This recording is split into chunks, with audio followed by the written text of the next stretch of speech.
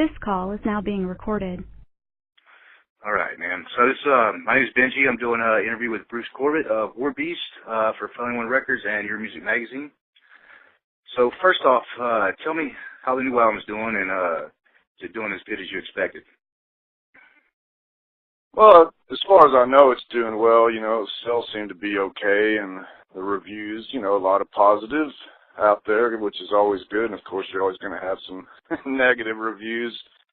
That's to be expected. And I don't really ever have expectations, you know, as far as what, you know, how good I think an album's going to do. I just got hopes, and I'm so far satisfied, you know, with everything. All right.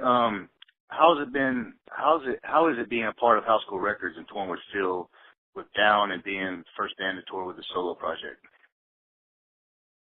Shoot, I couldn't ask for more. The bands, you know, wouldn't want to be on any other label besides House School Records, of course.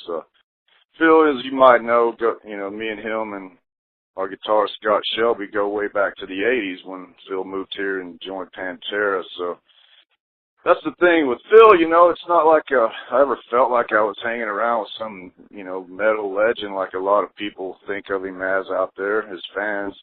He's just like hanging out with a friend to me, so right. That really makes it a cool experience because, you know, like I said, I don't put him on a pedestal or anything like that like, you know, his fans do.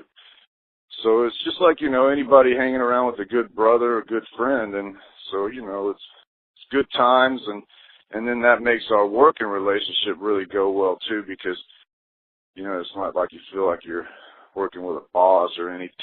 You know what I mean? Right. But it's really cool experience, man. We're really fortunate to be involved with Phil and his label. All right. So I also know you're in rigor mortis as well. Do you feel like you have created an entire new fan base with Warbast? Slowly but surely, I think that's what's happened. I mean, you know, in the beginning, that was a big part of the promotion part of it was, you know, that I was from rigor mortis, and that a couple of guys came from Gamma Side, of course. So I think that's what, you know, helped us get our name out there a little bit more, and people maybe wanted to check us out. But now I'm finding out there's people that are discovering Warbast from us being out on all these tours. And then, surprisingly, some of them didn't know about rigor mortis, so now, you know, it's kind of come full circle where people are discovering rigor mortis through Warbast, so I guess it works. It's a good thing right now is what I'm trying to say, you know. It kind of helps both bands out. All right. What do you think about people who dissect music and put them into categories? Well, I mean, I don't really agree with that, but, you know, I'm not going to cut those people down. I just sometimes I don't really understand it because, you know, music is it's just like anything. It's an opinion of what taste you like, each person. I don't think I've ever met two people that liked the same exact bands, you know what I mean? Everybody's got different tastes, so I don't believe in breaking it down into categories and, you know, analyzing every song from the first time you listen to it or whatever. We're just, you know, a metal band, and I call us thrash, you know. But when you start really some of these guys get so carried away with all these subgenres, it's like I get lost, you know. I know. All right. Let's see here. Where's your favorite place to play on tour? Well, there's a few of them. We have a good time. We play in New York, and of course, I've always been a gambling kind of guy, so I always like it when we're going through Las Vegas or something. But there's so many. I'll just start naming. You know, I mean, I love it when we're in California, and then, you know, places like Chicago or Detroit. Some of those will end up having the biggest mosh pits. You never know. So I don't really have any places that I don't like to play. It's kind of turned out to be like we're starting to, you know, have friends in certain cities, and it makes each city special in its own way. All right. What is your outlook on the legalization of marijuana? Well, I mean, I always hope it'll happen. I mean, I don't see why it shouldn't. Couldn't help, couldn't hurt our financial situation in the United States the way I look at it. Plus, I always thought it was kind of stupid that some people were sitting in jail for, old offenses or something back when it was more strict with the laws. And I don't think those people should be sitting in there with rapists and murderers or anything like that. So, I don't know. I'm just, an old pothead that don't see anything wrong with it. And until someone can prove that it causes accidents like drunk driving or something, then I don't see what the problem is, to be honest with you. Yeah. How do you feel about religion? Well, that's a subject that, I happen to be, I was born and raised a Christian, and my family's all Christians, and I myself am a believer, but I just do not believe, I do not want to get into any kind of conversation with anyone about it, just because I respect everybody else's opinions about it. And going back to what I said earlier about, music, it's all an acquired opinion and taste. You just got to respect everybody for what they want to believe in. So, it's just, how it is.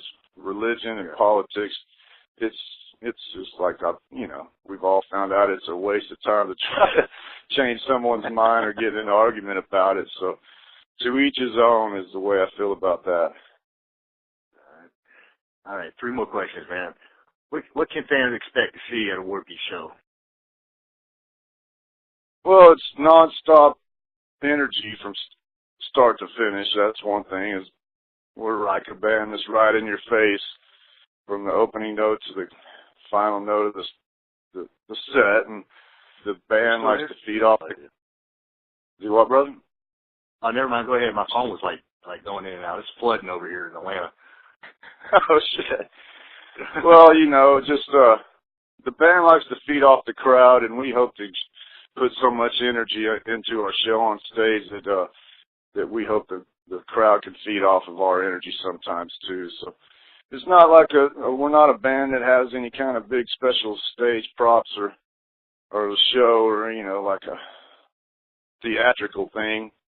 We just want to be intense, like a hurricane has hit your town when we start playing. So that's pretty much it. You at least know we're giving it everything we got for the entire show. All right. So what's next? What's up next for Warbast Phil tour? Well, I was just thinking it was probably going to be like time for us to start working on the next album. To be honest, it's hard to believe it's already been a year since we recorded it. I know. I got that album as soon as it came out. I know. So, a year ago exactly, we were recording the thing, and it came out. It's only been 3 months since it was released, but just the time that it takes to write a good album and then go and record it, and then the time in between getting it all ready to release, that would be what I want to do next after the tour, is start working on the writing for the 3rd album. We do have, we got like Philip Anselmo's Horror Festival to do in October. Some tours might pop up here and there, but that's probably our next major goal, is to already start working on the new album, because surprisingly, even if you do it as fast as you can in this day and age, it sometimes takes 2 years to get an album out once, the whole process of it all. Right. All right. Do you have any greatest moments in all the years, or do you have a greatest moment in all the years that you've been crushing the music scene on stage? Wow. Well, I got great moments with both bands, but after, I guess you heard what happened with, our guitarist and rigor mortis back last December, and losing, a great bandmate and friend, I'm always proud that we played Ozfest back in 2008 here in Texas, and so that's got to be it now. Just always thinking of us finally getting to do that after so many years of wanting to do things like a big festival like that. And so I just think of Mike, of course, a lot, and I think of that show because that was probably the biggest crowd we ever played for. Yeah.